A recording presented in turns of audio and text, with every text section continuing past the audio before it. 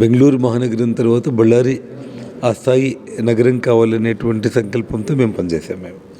కానీ ఇవాళ ఇటువంటి సేమ్ ఆ నారా సూర్యనారాయణ రెడ్డి కొడుకే వీడు, నారా భరత్ రెడ్డి.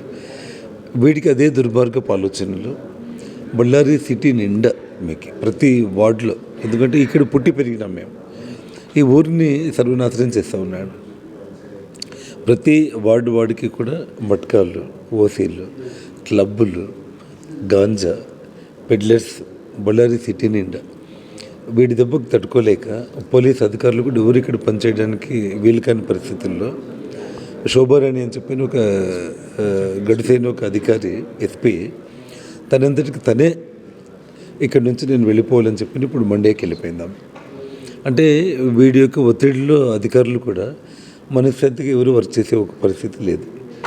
ఆ వాతావరణం వాడు కనుక్కున్నాడు. అసలు బళ్ళారి సిటీలో ప్రజల ప్రీతి రోజు రోజుకి తగ్గిపోతూ ఉంది. 3 ఏళ్ళు అయిపోయింది, డెవలప్మెంట్ ఏది చేయలేకపోయినాడు. ఇప్పటికే మేము బళ్ళారిలో 20 అడుగుల వాల్మీకి విగ్రహాన్ని ప్రతిష్టాపన చేసినాం.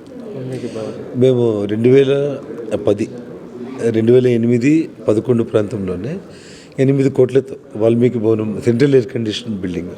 ఈరోజు ఆ బిల్డింగ్ కట్టాలంటే కనీసం 30 కోట్లు అవుతుంది. 20 అడుగుల వాల్మీకి స్టాచ్యూ పెట్టాం.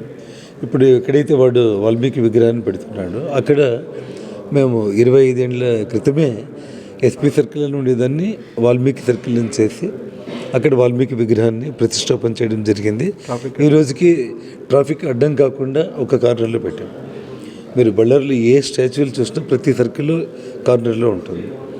ఈరోజు కేవలం ఆ ఒక్క సాగుతో జనార్దన్ రెడ్డి ఇంటి పైన, ఇప్పుడు కర్ణాటకలో కావచ్చు, భారతదేశంలో కావచ్చు, పేరుండే ఒక మనిషిని నేను టార్గెట్ చేసుకుంటే నేను కూడా అంత గొప్పవాడు అవుతానని చెప్పేసి ఆ ఉద్దేశంతోనే తండ్రి బాటలోని కొడుకు కూడా వచ్చినాడు.